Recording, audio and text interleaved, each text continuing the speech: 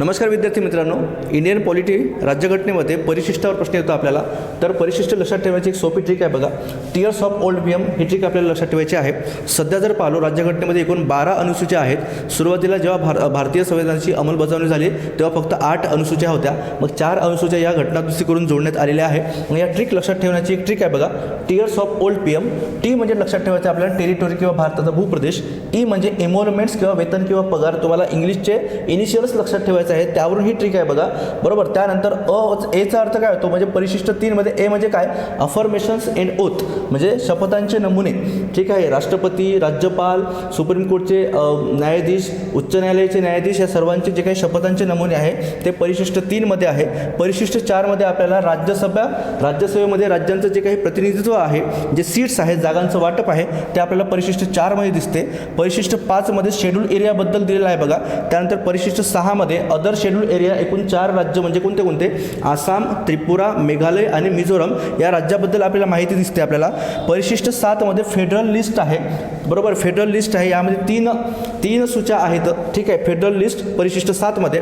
परिशिष्ट 8चा विचार केला तर ऑफिशियल लँग्वेज आहेत. बरोबर आहे. भारताच्या ऑफिशियल लँग्वेज ह्या परिशिष्ट 8 मध्ये आहेत. एकूण 22 ऑफिशियल लँग्वेज आपल्या संविधानामध्ये आहेत. त्यानंतर परिशिष्ट 9, 10, 11, 12 हे घटनादुरुस्ती करून जोडण्यात आलेलं आहे.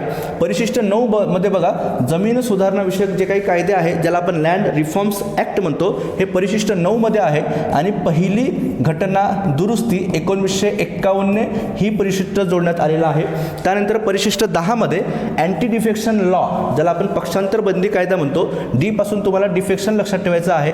आणि कोणत्या घटनादुरुस्तीने जोडण्यात आलं असा जर प्रश्न विचारला तर 52वी घटनादुरुस्ती 1900 बरोबर 52वी घटनादुरुस्ती 1985 हे परिशिष्ट आपल्या संविधानामध्ये जोडण्यात आलेलं आहे. त्यानंतर परिशिष्ट 11 ज्यामध्ये पंचायत राज संबंधी आपल्याला माहिती दिसते, हे परिशिष्ट 73वी घटनादुरुस्ती 1992 जोडण्यात आलेला आहे. ठीक आहे. त्यानंतर परिशिष्ट 12 मध्ये आपल्याला महानगरपालिका किंवा म्युनिसिपॅलिटीबद्दल माहिती देते. ठीक आहे. हे परिशिष्ट 12 74वी घटनादुरुस्ती 1992 या घटनादुरुस्तीने जोडण्यात आलेला आहे. तर ही ट्रिक लक्षात ठेवा. प्रत्येक परीक्षेमध्ये एक प्रश्न येतो. ठीक आहे. मग ते कंबाईन ग्रुप बी असो, ग्रुप सी असो, दरवेळेस एक प्रश्न याच्यावर दिसतो.